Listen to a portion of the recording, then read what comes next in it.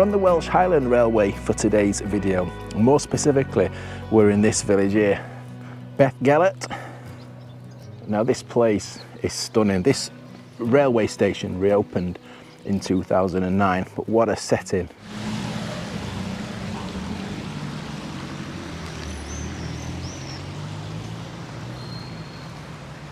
So yeah, let's have a look on this map at the Welsh Highland Railway. So, Porthmadog, we're there. If you follow it all the way, it goes all the way to Carnarvon. So what we're about a third of the way up the line, aren't we there? It's a long old platform this, isn't it? Look at the curve on that. The camera won't pick this up, but that's so steep going downhill. We'll just have a walk up to the end of the station. I mean, just look at that backdrop. I tell you what, this station is on some grading as well. I mean, it'll all become apparent that this whole section of line through here is gaining some serious height. I mean, how they've threaded a railway through here is just an engineering marvel, really. The whole line through Beddgelert is just one continuous climb. And if you just show you the maps, when it gets up here, you can actually hear the engines, like they go over here somewhere. It snakes round, and there's a couple of S-shaped bends that help it climb up to the summit of the line. But this railway is a fascinating history because it was rebuilt, it was restored and reopened this century. I think they started the restoration at the Carnarvon end in 1997. It started from Carnarvon, and the whole line was fully operational by 2011. So that's really recent history, isn't it, that? And as I say, the railway services returned to here in 2009, though I believe the track was put back in 2007, but there were some complications preventing it from reopening as an operational railway. But we've not come to ride this railway today, we've just come to have a look at some things. Obviously we've got the restored Welsh Highland Railway, and I'll tell you a little bit about that and the route that it takes. But we've also got an abandoned piece of railway. It's a deviation, I suppose it's an earlier iteration of the Welsh Highland Railway, but it's not that simple. It's not a deviation like we saw on the Porthmadog Railway when we did the video last year, because this alternate route just outside this village, that was never opened. It was actually never fully built, but we have got some remains. Now, you know I love a deviation, you know I love anything like that, a story with a twist. It's a stunningly peaceful place, this. The peace is only really broken by the cries of the buzzards and that drone of the fighter jets that are practicing in the skies above us here.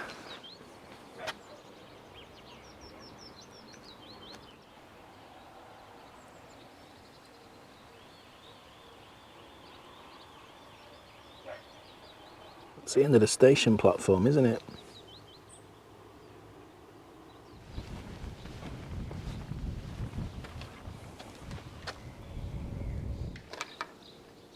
So we're just stood on the footbridge now, just near the end of the station. Looking down there, that's going towards the first tunnel that we'll talk about today. That's Goat Tunnel, and it's spelled Goat Tunnel. It's only a short tunnel, 38 metres long. Just seeing if I can follow as closely as possible. We can't walk down the route of the railway, the Welsh Highland Railway, for obvious reasons.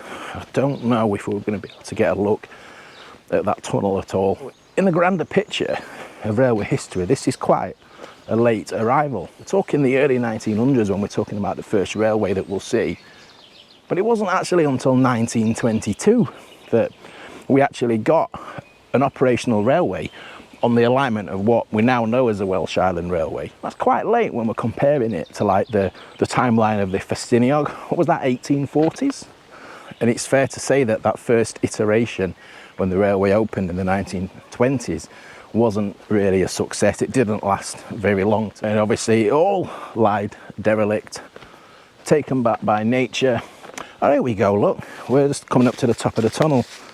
So that's where, that'd be great to get a shot of a train passing under there, wouldn't it? Coming out of the tunnel. Wow, what a view. We're so high above that portal. Yes, I was saying it late abandoned, and it wasn't until those restoration efforts further down the line. And it's safe to say that those intervening years and the decades leading up to when it was finally rebuilt weren't really all smelling of roses. A lot of infighting, and there was a lot of fighting between the organisations who were trying to get this line reopened and the neighbouring Festiniog Railway, because they were really afraid that this was going to take away some of their tourism. They saw this as a serious competitor, and rightly so. Yeah, come to the line again now. Look, a level crossing 4736. Now this section of the line has got some of the tightest radius corners on the Welsh Highland Railway. But despite those troubled years, it all seems very harmonious these days. Those two railways really, the Festiniog and the Welsh Highland, they really complement each other. They even have trains going the whole length. That's some journey, isn't it? From Blarney Festiniog all the way through to Carnarvon. Love to do that one year. Love to do that whole journey, and I'd love to do it in an observation carriage. That's a dream of mine. I've not yet got around to doing that.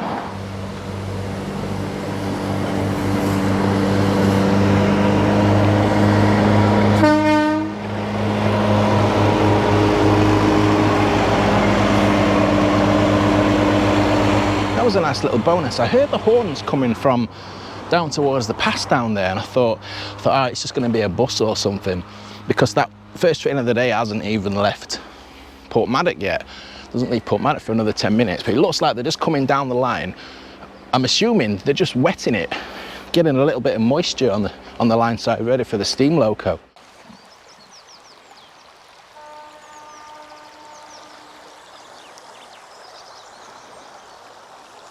You can still hear that diesel locomotive just high up in the hills there. This is our last day in Wales today. Very, very sad. Been here for 2 weeks this year. It's just been nice. I've took everything a little bit of slower pace. You know, I've not been rushing around trying to cram everything into 1 week like I normally do. But even 2 weeks, it's still heartbreaking to have to go home. So much more I could do. I can make videos every day. And here's the line just coming underneath the road. Now this bridge, you can see that's not an original bridge. This bridge had to be rebuilt as part of the restoration of the line. And this is Brinty Fellin Bridge. This was installed, the railway bridge that is, installed 2006, this one. And it's crossing the river Aberglaslyn. That train's due in Beddgelert in about 15 minutes time. So I don't think, to be honest, it's far off coming through here, so I'm going to hang around here just to get a shot of the engine coming over. But while we're stood here, this area, I mean, you live here, if you've watched my other videos, you'll hear me talk about, I used to come here childhood holidays. We come to Beddgelert quite frequently, and I'm talking 1990s here, early 90s, mid 90s. I think I stopped coming when I got around 15, 16. They came on their own after that, my mum and dad did. But this wasn't here. The railway wasn't here then. And I remember we used to walk up the river from the village, which is just over there.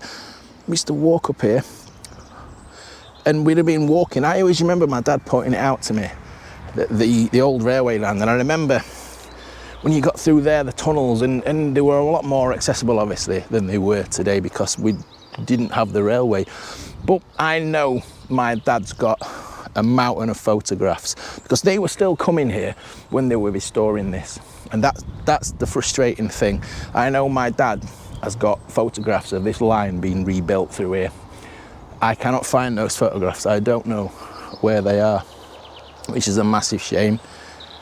So it'd be great just to link that personal history to what we're seeing today, wouldn't it?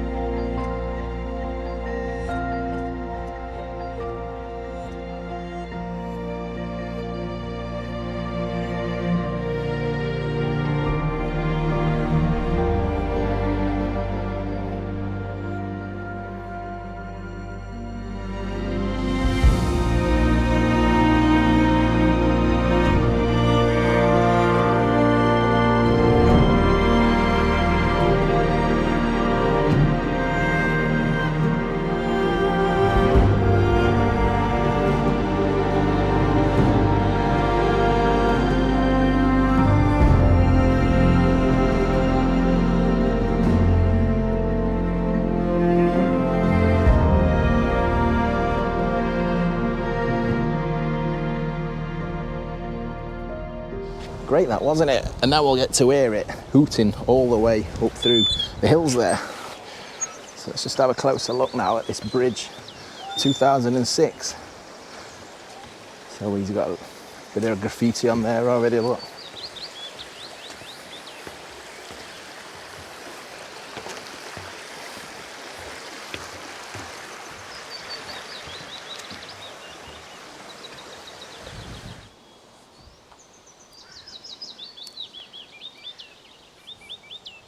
Look how busy it can get down there by the river. So we've just seen the steam locomotive, haven't we? To be honest, whenever I'm filming, I never notice the number or anything like that. But it just explains here now, these types of engines that we can see on here, they need a big, powerful locomotive to get up these gradients. And they're also pulling quite a sizable number of carriages, aren't they? And they were South African Garrett locomotives that they got to run on this line when they restored it. Very, very distinctive. I think they're great looking trains personally. Maybe not native looking, you know, to the North Wales slate industry, but they're a great spectacle. Such powerful locomotives.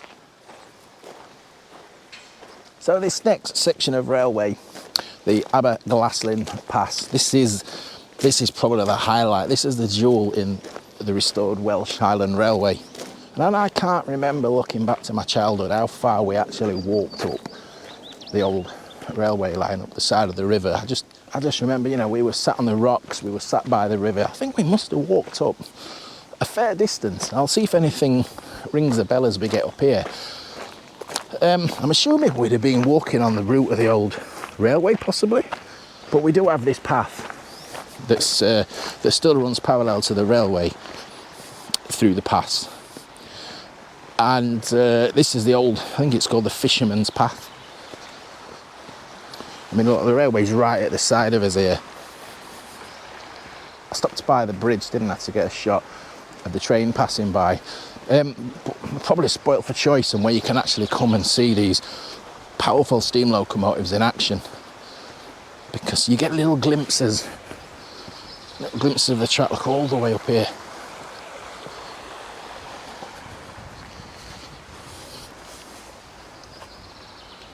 And it just cuts its way through the rocky outcrops, look. It just weaves its way through this gorge.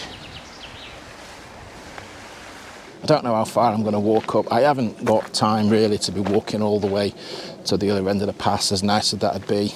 I've only really got this morning to come and do this, and I've got some other stuff I need to film just a little bit further up, closer to the village.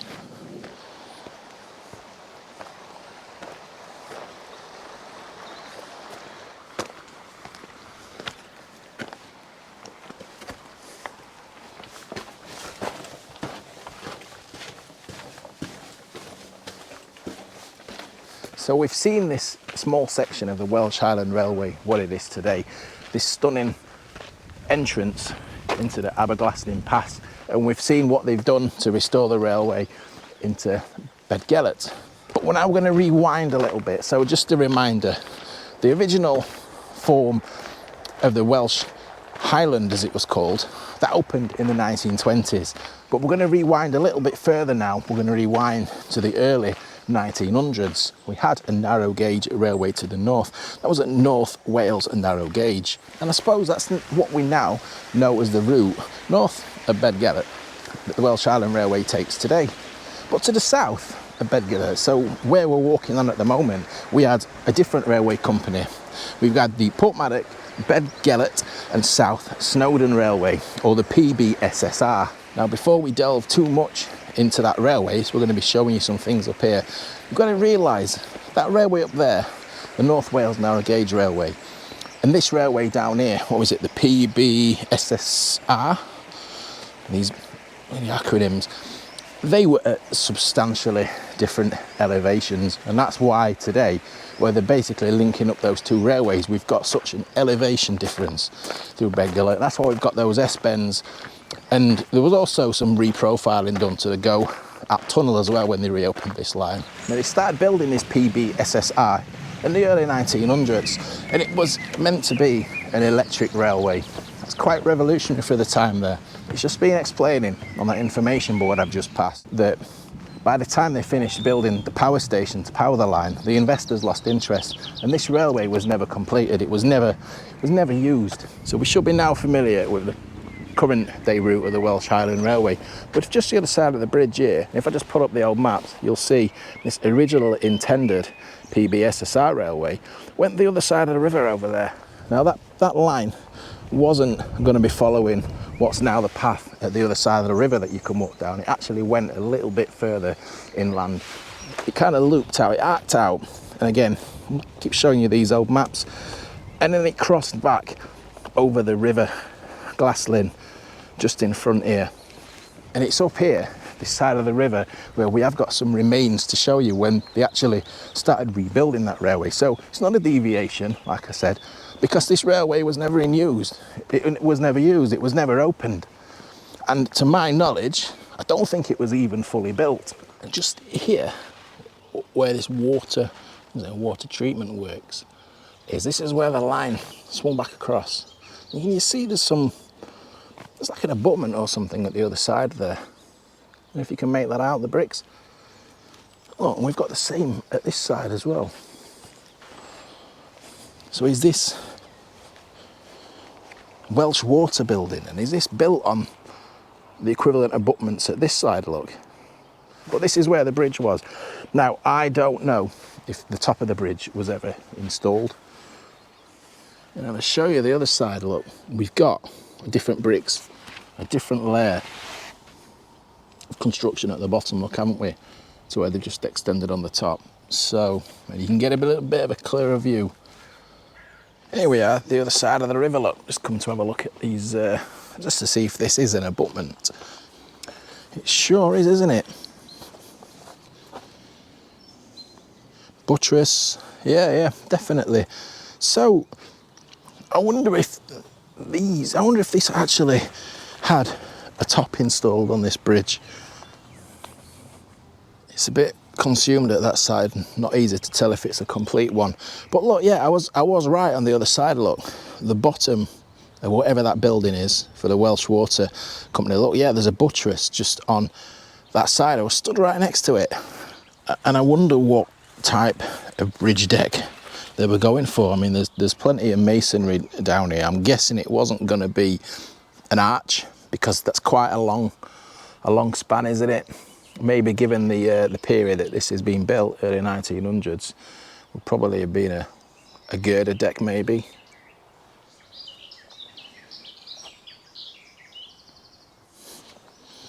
Yeah, and just at the back on the footpath, it looks. It's not a wide bridge, is it? I mean, it would only be narrow gauge anyway. So this is the end of it here. And then, like I say, the line's gone through here. It's going through what's now, I'm guessing, is a quite heavily wooded area. It doesn't follow this path, and then comes out near the bridge where we were. When I said I didn't think that there'd be anything left on this little section, look, I'm just backtracking on myself now. Lines up perfectly with that bridge, and look, is this a bridge? Is this part of the track bed? I'm getting nettled to death here. Ooh, ouch. Is it? It does look like a bridge, doesn't it? It's the same stone design. In fact, I don't know if I'm brave enough to be wading through nettles that thick without trousers on today. But look, there's something else over here. I think these would possibly be... No, I can't get through that, it's far too soft anyway. It's not solid ground, but look, there's another one there. So is this a shelf of the railway? Just ploughing its way through. It's on where I would expect the trajectory of the track bed to go. Persistence pays off, well worth all the stings. But yeah, another one here, look. I'm going for, that is, I wonder what these were crossing though. I wonder if there was some drainage or some water course or something here. Yeah, I'm not going any further. Okay, and once it crossed the river here, it's kind of swept across here, heading in that direction, and it's going to come back on to the current day alignment just at this end of the Goat tunnel. But we do have some more fantastic, fascinating remains to show you just down here. So the line's going to be coming across here on an embankment. Now I don't know if that embankment ever got built. Maybe somebody can put me right on that.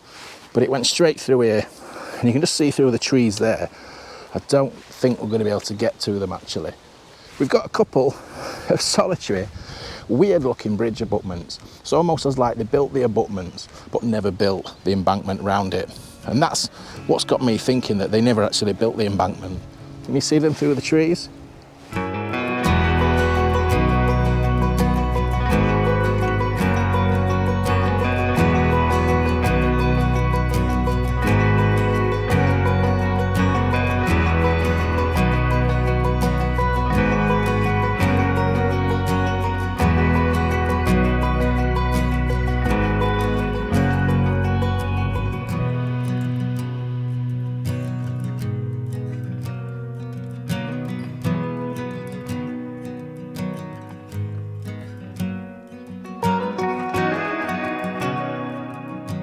Now this is a remarkable remain here from that section of railway line that never opened. In fact, I'm using the phrase never opened. The correct expression is probably never fully built. But look at this old bridge. I mean, you'll drive under this if you're coming in into Beddgelert from the Porthmadog way. It's just, well, that's a lovely bridge, but it's never been used. And time to relax. I hope you've enjoyed that. It's great having a look around Beddgelert. Great having a look around that old section that never opened. That's fascinating. I love anything like that. And I hope you enjoyed the scenery. So let me know if you've been on this railway. Let me know if you've been to Beddgelert. It really is a stunning part of the world, this. Thanks to anybody who supports the channel. Thanks to all channel members. Anyone who buys me a coffee, sends me a super thanks. And don't forget, you can be a channel member for, I think it's $1.99 at the moment for the current price, and that gets you early access to new videos. It gets you members only videos, because I do put out some behind the scenes content every now and again. And it helps to keep the channel going, you know, it helps to cover the running costs. So, you know, it's all appreciated, and it's great to be able to bring you to places like this and have a good poke around and learn some of the history, isn't it? So that's it from Wales for me. Last day today. I've had an absolute barnstormer of a time. It's been fantastic, and we've literally had 2 weeks solid of bright sunshine. This, would you believe it, is actually overcast. Can't grumble at that, can I? So as always, we'll see you later. Thanks for watching. Ta-ra.